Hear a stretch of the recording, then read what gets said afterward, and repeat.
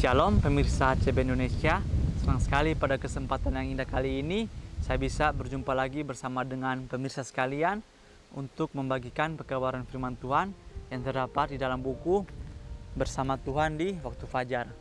Buku ini dituliskan oleh Nyonya Ellen G. White, dan juga melalui buku ini kita akan diajak dengan doa dan bimbingan daripadanya kita dapat diyakinkan bahwa pada hari yang mulia itu, ketika Yesus kembali untuk mengklaim miliknya, maka kita akan menunggunya di sana dengan tangan terbuka dan disambut kehadiratnya yang kekal.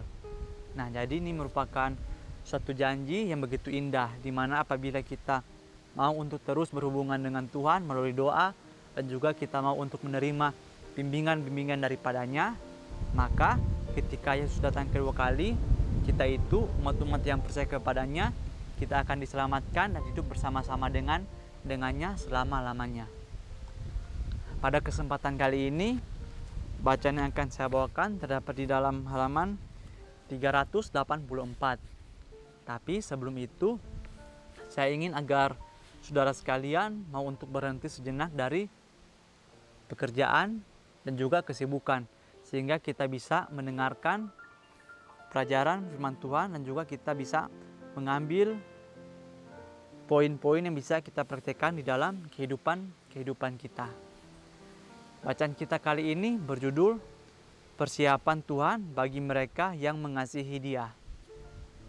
Saudara juga bisa mengambil Alkitab dan membuka di dalam kitab 1 Korintus 2 ayat 9. Tetapi seperti ada tertulis, apa yang tidak pernah dilihat oleh mata dan tidak pernah didengar oleh telinga, dan yang tidak pernah timbul di dalam hati manusia, semua yang disediakan Tuhan untuk mereka yang mengasihi Dia. Nah, jadi dari judul dan juga ayat inti ini, kita itu bisa melihat bahwa pelajaran kita kali ini, kita akan belajar bagaimana ketika kita mengasihi Tuhan, kita mengikuti apa yang Dia kehendaki di dalam kehidupan kita, maka Dia telah menyiapkan kepada kita begitu banyak berkat-berkat yang belum pernah kita bayangkan di dalam kehidupan kita. Kita masuk pada pembahasannya. Dan kepada semua orang yang setia, yang sedang bergumul melawan kejahatan, Yohanes mendengar janji-janji yang diadakan. Barang siapa menang, dia akan kuberi makan dari pohon kehidupan yang ada dalam taman Firdaus Tuhan.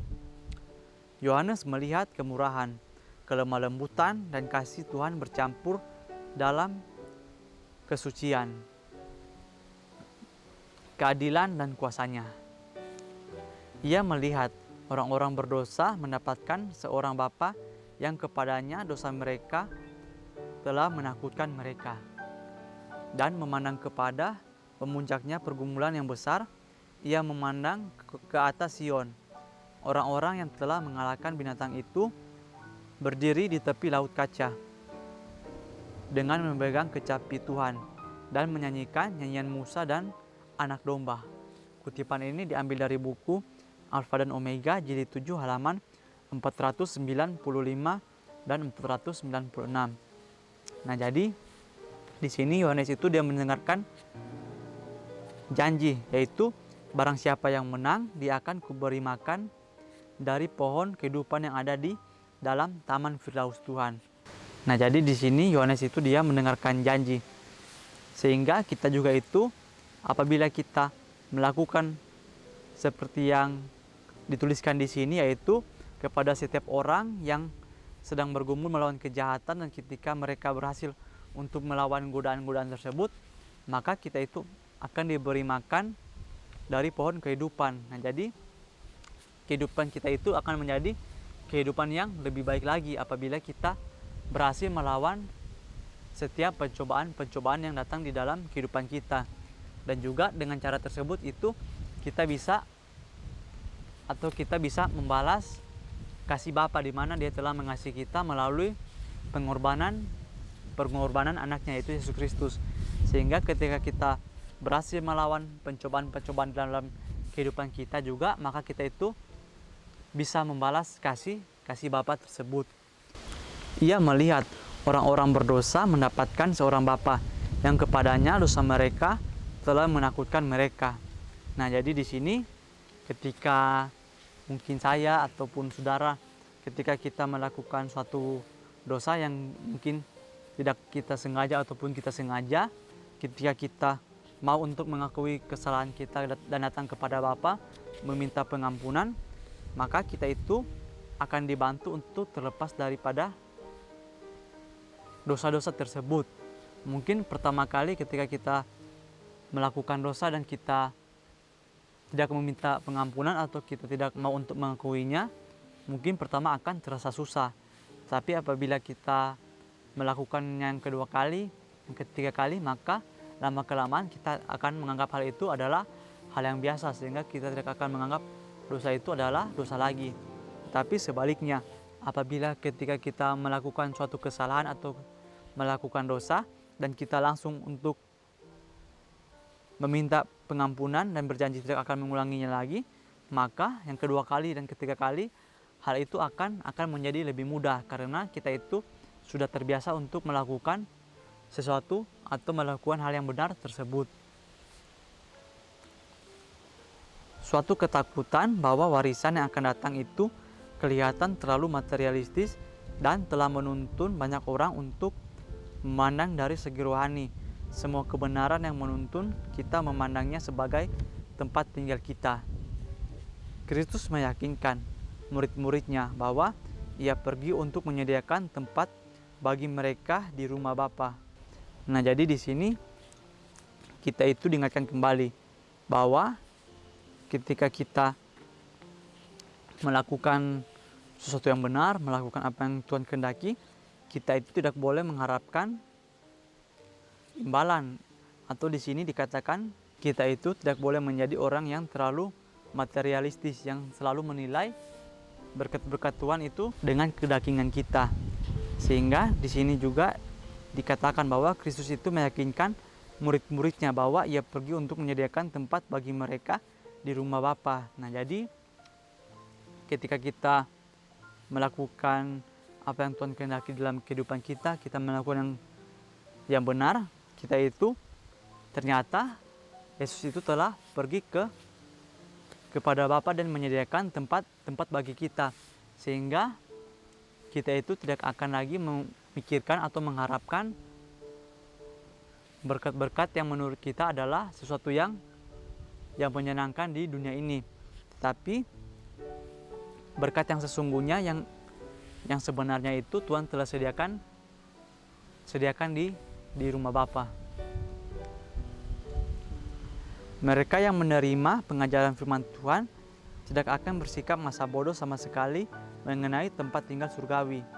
Namun, apa yang tidak pernah dilihat oleh mata dan yang tidak pernah didengar oleh telinga dan yang tidak pernah timbul di dalam hati manusia, semua yang disediakan Tuhan untuk mereka yang mengasihi Dia. Bahasa manusia tidak akan cukup untuk menjelaskan upah orang yang benar. Hal itu akan diketahui oleh mereka yang memandangnya. Kutipan ini diambil dari buku Alfa dan Omega, jilid 7 halaman 712 sampai 713. Nah, jadi di sini kita itu yang telah belajar firman Tuhan, yang telah mengetahui apa yang benar dan apa yang tidak benar, pasti kita itu tidak akan tinggal diam. Kita itu harus melakukan apa yang telah kita ketahui. Kita harus melakukan apa yang kita telah pelajari selama ini. Sehingga ketika kita melakukan hal tersebut dan juga kita membagikan sesuatu yang benar tersebut kepada orang lain, maka kita itu akan mendapatkan upah yang telah disediakan oleh Yesus Kristus sendiri. Di sini dikatakan bahwa apa yang telah Tuhan siapkan untuk kita itu adalah sesuatu yang belum pernah kita lihat, sesuatu yang belum pernah kita dengar, dan juga sesuatu yang belum pernah kita bayangkan. Jadi bagaimana ya? Sesuatu yang belum pernah kita ketahui itu telah Bapa sediakan untuk orang-orang yang benar. Sehingga melalui hal tersebut, marilah mulai sekarang kita itu untuk menjadi pribadi yang lebih baik lagi, dengan cara mengikuti apa yang Tuhan kehendaki di dalam kehidupan kita.